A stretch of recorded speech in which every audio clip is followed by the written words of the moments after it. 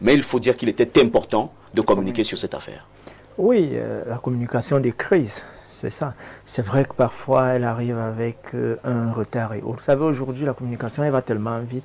Mais si on relance un peu le débat, il y a, je constate, il y a là un problème de gestion de la chaîne logistique minière. Ça, techniquement. Parce que, voyez-vous, le Cameroun a tout peut devenir un État minier. Et ce qui me gêne aujourd'hui, c'est la manière dont c'est un peu organisé. C'est une chaîne, c'est pourquoi je parle de chaîne logistique minière. Comme le Cameroun a tout pour devenir un émirat pétrolier, ça c'est le lieu de le dire. Et tel que c'est parti, Timothée a même été très gentil, il utilise une expression peut-être qui est un peu compliquée. En réalité, on est là dans l'exploitation et la production informelle des mines. Il faut tracer le cap, c'est-à-dire passer de l'informel au formel. C'est toute la problématique. Et quand on passe de l'informel au formel, on peut assurer la traçabilité. Est-ce que vous savez que lorsqu'on n'a pas une traçabilité sur le niveau réel de ce qui est échangé à l'échelle mondiale, ça crée un problème de déficit au niveau de la balance commerciale. Parce qu'à un certain moment, le chiffre de la balance commerciale qu'on vous donne n'est pas le meilleur. Ça crée un autre problème au niveau de l'évaluation de ce que nous appelons vulgairement le produit intérieur brut. Et même ce que l'on appelle le produit national brut. Parce que quand tout, c'est une richesse, hein, c'est le lieu de le dire. Parce que quand ce n'est pas tracé, quand ce n'est pas comptabilisé, j'ai coutume de le dire, le Cameroun n'est plus un État où on doit se féliciter d'avoir un budget de 8 816 milliards de francs CFA, par exemple, pour 2025. Vous savez, quand ces richesses sont comptabilisées, ce n'est pas un budget de 8 800 milliards de francs CFA qu'on va mettre en prévision. Est-ce que vous voyez un peu? C'est valable également pour le produit intérieur brut. Le Cameroun aujourd'hui, lorsqu'on essaie de calculer son produit intérieur brut sur les 3 dernières années, il aussi par exemple autour de 25 000 milliards de francs CFA. Oui. Mais en réalité, si vous intégrez par exemple la production de ces richesses qui n'est pas connue à tout le moins, parce qu'il y a des chiffres qui sont un peu galvaudés, vous voyez qu'on n'a pas des indicateurs réels et mesurables. Ça fait qu'à la fin, on ne peut pas faire de bonnes prévisions, non seulement pour l'émergence économique du Cameroun, non seulement pour le développement du Cameroun, pour la construction des routes, des infrastructures et autres dont on a besoin. Donc, vivement, il est important à un certain moment que la problématique de la traçabilité soit bien réglée, parce qu'il est question d'une gestion de la chaîne logistique minière, parce que tous les acteurs sont interpellés. Hein. Oui. Ça, c'est le dit. L'État, au sens régalien du terme, que ce soit la Sonami, que ce soit les autres acteurs qui fonctionnent dans le secteur informel, et même les autres acteurs, ceux-là qui achètent. En réalité, il y a un problème de contrebande. Parce qu'à un moment, l'information qu'ils nous renvoient au pays, ils ont acheté tel niveau, tel montant, mais de l'autre côté, on a déclaré. Mais en réalité, dans le jeu des acteurs, tous les acteurs sont interpellés et il y va quand même des chiffres, des indicateurs qui peuvent fondamentalement donner les vrais chiffres de notre balance commerciale. Ça veut dire qu'on peut vous donner un chiffre de la balance commerciale déficitaire, alors qu'en réalité, le meilleur chiffre est ailleurs, c'est toute la problématique. Et donc, il est important que ces atermoiements soient un peu réglés pour que l'organisation cette chaîne logistique aurifère soit mieux gérée et organisée. Joseph Patrick Bala, le ministre par intérim des Mines, de l'Industrie et du Développement technologique, lors de sa sortie, a appelé les opérateurs du secteur de l'or à beaucoup de civisme, à travailler pour qu'effectivement ce secteur puisse être une niche exceptionnelle de ressources financières. Il est important de noter ce matin que dans cette communication, nous voyons la volonté du gouvernement de davantage assainir ce secteur d'activité. Moi, je félicite la communication du ministre. Vous savez, lorsqu'il y a un problème, ce qu'on a toujours reproché à nos gouvernants, c'est de communiquer. C'est-à-dire que par moment, on ne communique pas assez, sinon pas du tout. Ça donne nature à beaucoup d'interprétations. Mais lorsqu'on communique à la dernière minute en temps de crise, on a comme l'impression que c'est un kilaf qu'on veut faire. Non, pour ceux qui font la communication, savent que la communication est un canevas bien précis. On ne communique pas pour communiquer. C'est-à-dire qu'il faut que le ministre ait les chiffres exacts. Il faudrait qu'il soit entouré d'un certain nombre de personnes qui vont donner les réalités exactes d'un sujet précis. savez que aujourd'hui sa communication fait suite, par exemple, à cette grosse quantité d'or qu'on retrouve aujourd'hui, qui sort du Cameroun et qui se retrouve par exemple du côté de Dubaï, qui est commercialisé de manière assez bizarre.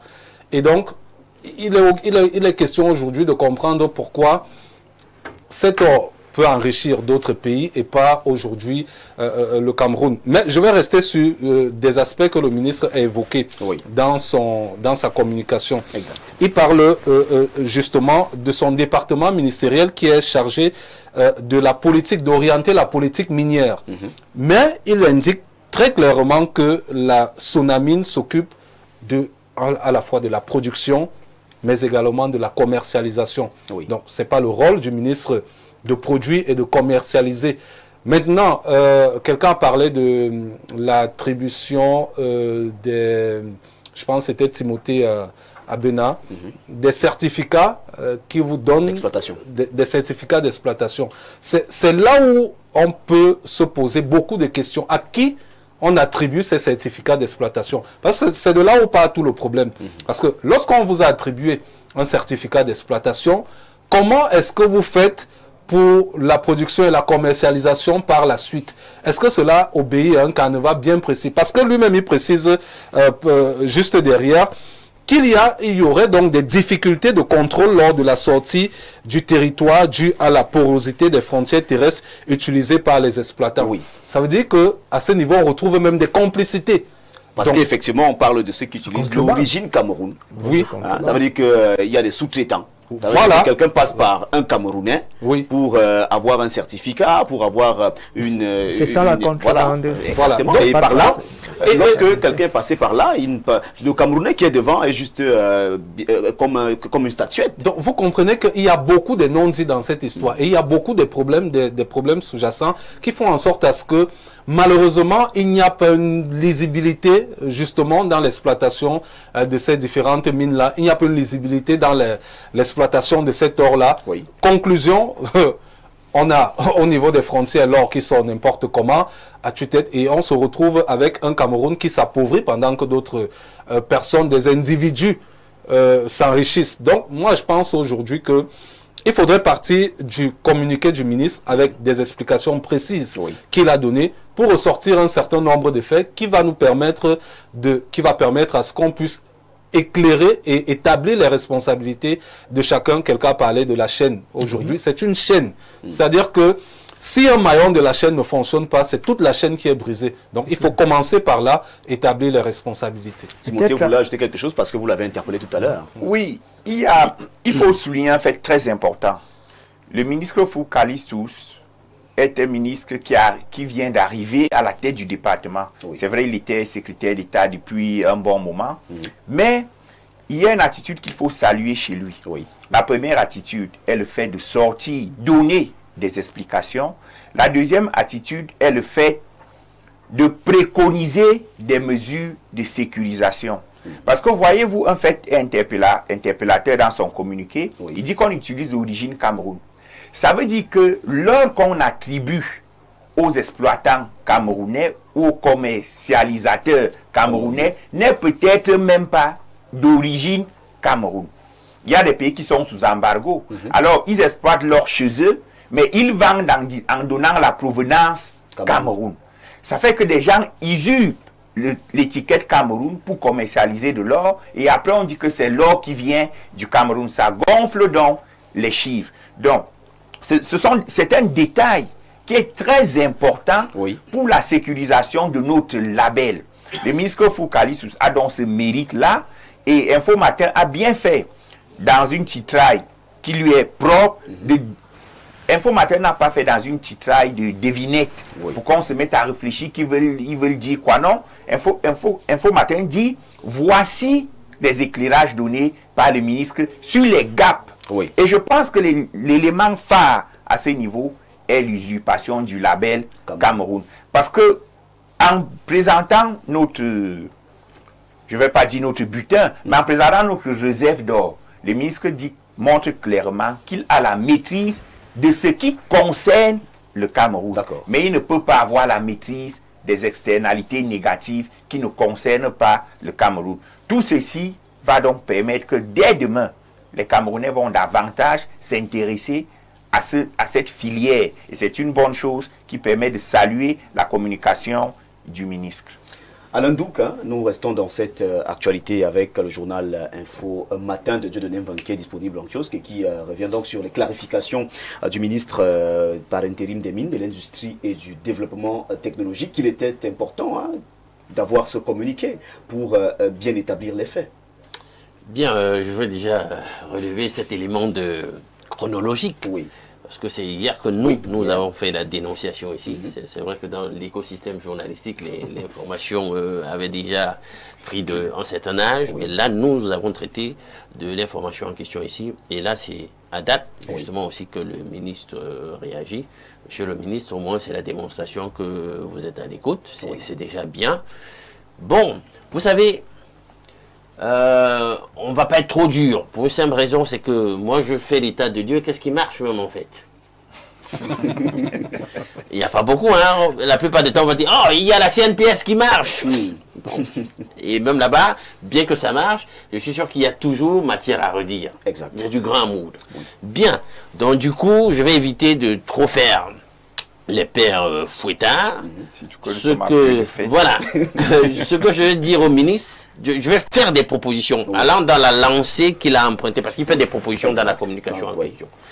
Monsieur le ministre, il faut vraiment aller dans le sens d'une nouvelle ingénierie. Parce que vraiment, quand il y a la responsabilisation de la définition de la politique sectorielle, prenez sur vous, véritablement, de mettre dans la définition de cette politique les piliers contrôle aussi.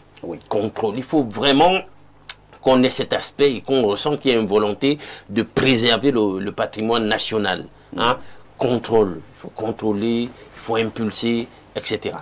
Bien, maintenant, vous savez, quand ça va mal, la plupart du temps, on ne peut pas en vouloir certainement au ministre aussi, c'est que chacun veut dire, écoutez, il faut qu'on établisse ses responsabilités dans ce qui s'est passé, parce que je ne veux pas endosser les griefs ou les fautes de quelqu'un d'autre, ou voilà les limites dans la gestion de quelqu'un d'autre. Et du coup, voilà mes prérogatives, là-bas, ce n'est pas les miennes, etc. Donc, à ce niveau aussi, on peut comprendre la démarche du ministre en ce sens pour dire, en ce qui concerne la commercialisation, c'est la Sonamine, et justement, nous, ça nous intéresse. Parce que là, on est dans les opérations de vente. Il faut qu'on soit concret. Et je pense même qu'on va aller dans le sens d'une enquête diligentée toujours par les médias du groupe La Météo, pour mettre au clair ce qui se passe avec la Sonamine.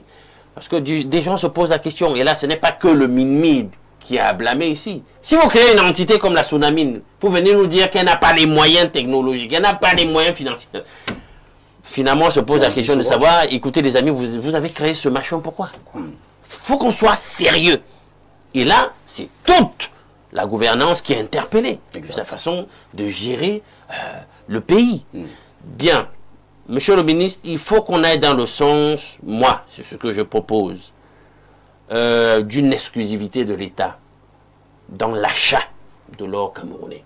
Que tous les petits opérateurs intermédiaires sachent qu'ils n'ont pas le droit. Moi, je propose qu'on légifère en ce sens, qu'on gouverne en ce sens.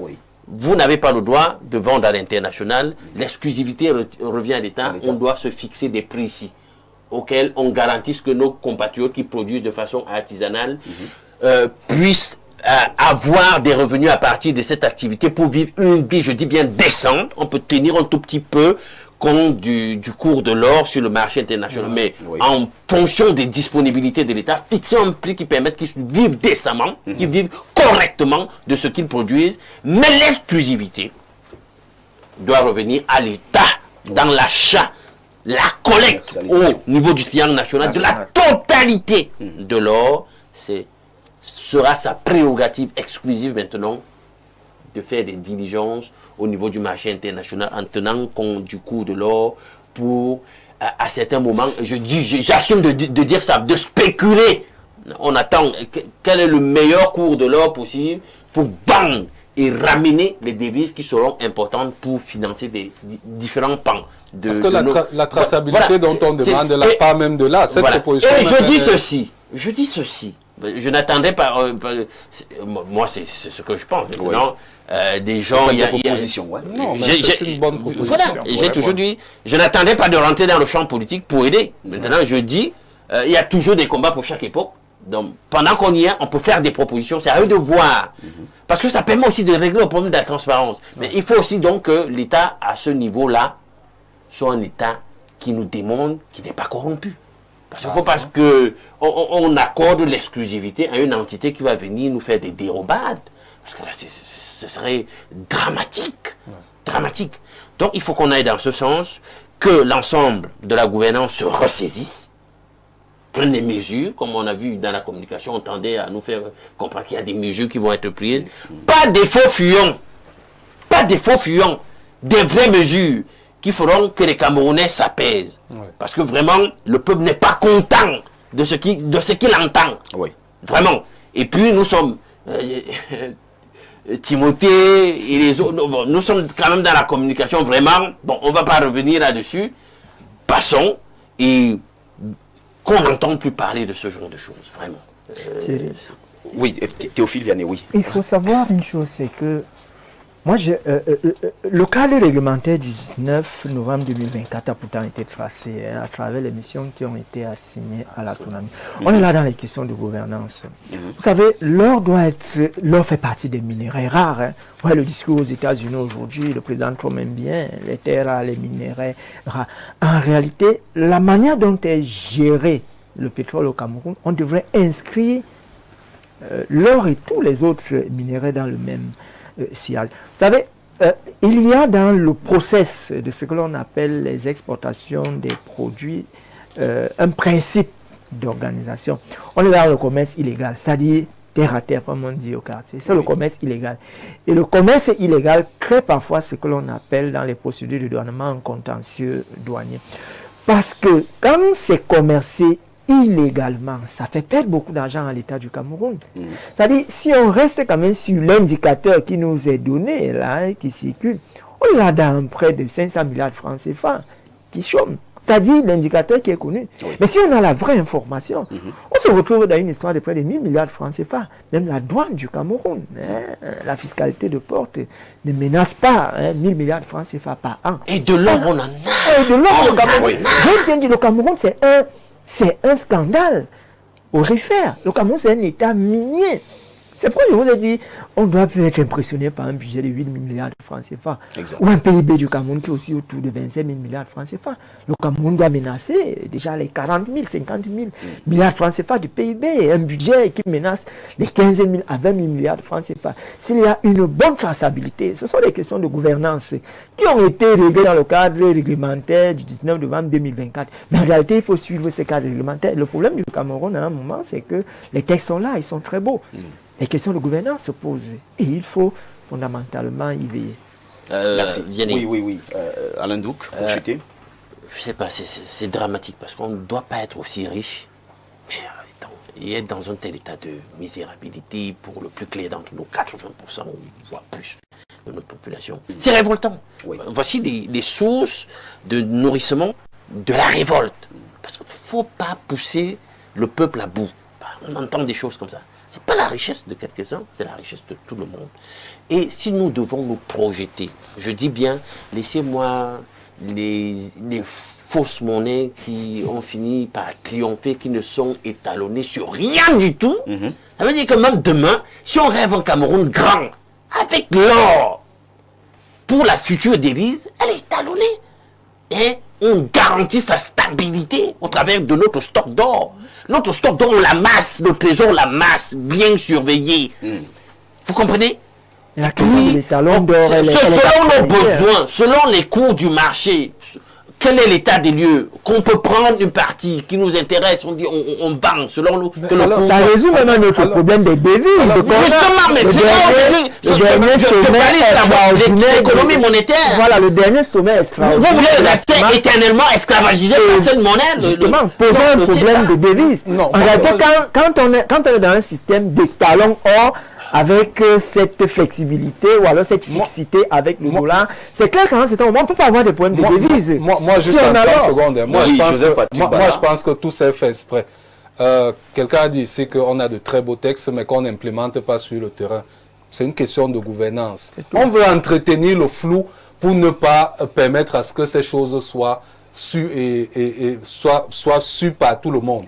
C'est-à-dire que ces choses soient gérées par une certaine taxe. C'est-à-dire qu'on sait exactement que l'or peut nous produire tel nombre de devises, tel nombre d'argent, mais on sait que en le faisant, ça va bénéficier à tout le monde. À tout le monde. C'est ce qu'on ne veut pas. C'est le vampirisme. C'est ce qu'on ne veut pas. On veut que ça puisse bénéficier à une catégorie de personnes. Non, une catégorie de personnes et que les autres continuent de souffrir. Parce que croire que le sous-sol est intact. Voilà, exactement. Alors que le sous-sol est exploité, complètement exploité. Donc, c'est un minier. Je reviens une fois de plus pour saluer la sortie du ministre. Cette fois, pourquoi? Le décret qui crée la Sonamine, le décret du 14 décembre 2020, a justement donné le monopole de l'achat et de la commercialisation d'or à la Sonamine, qui est donc le bras séculier de l'État dans le secteur. En vertu de cette mission, il est incompréhensible et inadmissible que d'autres personnes puissent vendre de l'or.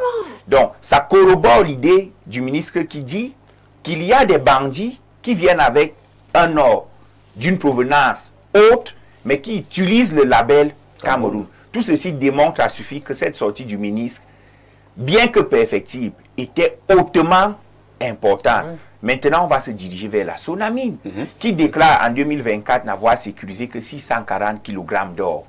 On ne peut pas être à 640 kg d'or en 2024 alors qu'on nous parle des tonnes. Donc, je pense qu'il y a la Sonamine qui jusqu'ici ne communique pas, la Sonamine qui jusqu'ici brille même par une absence au niveau des médias. On ne la voit pas. Je ne sais même pas s'il y a 100 Camerounais qui savent où se trouve le siège de la Sonamine. Comment son directeur?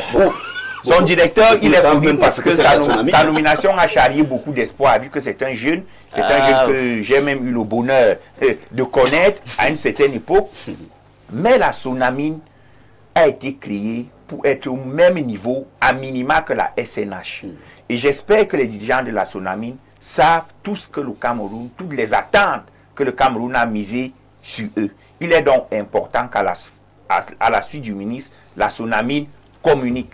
Le ministre a très bien fait de communiquer et de médiatiser sa communication. Mais, comme je l'ai dit dans mon propos liminaire, ça aurait été bien qu'il associa tous les autres intervenants de la filière. Parce que lorsqu'on parle de l'or au Cameroun, c'est toute une filière. Exact. Disons-le, vraiment, il ne faut pas que les services d'intelligence dans ce pays soient là simplement pour contrôler les dissidences, faire des abus à ce niveau. Mais quand il s'agit de notre or, des ressources stratégiques, là, on ne voit personne. Donc, il faut que cette mafia-là s'arrête. On dit qu'on n'arrive pas à contrôler. Les autres aspects, vous les contrôlez plutôt bien, non? Non. Surtout qu'il s'agit de l'or. Il faut bien contrôler. Il faut bien contrôler. Si vous ne contrôlez pas, vous voulez contrôler quoi? Donc, Alain Douk, Alain Douk doit mener l'enquête à la Sonamine. Ça, c'est très important. Merci. C'est la voix qui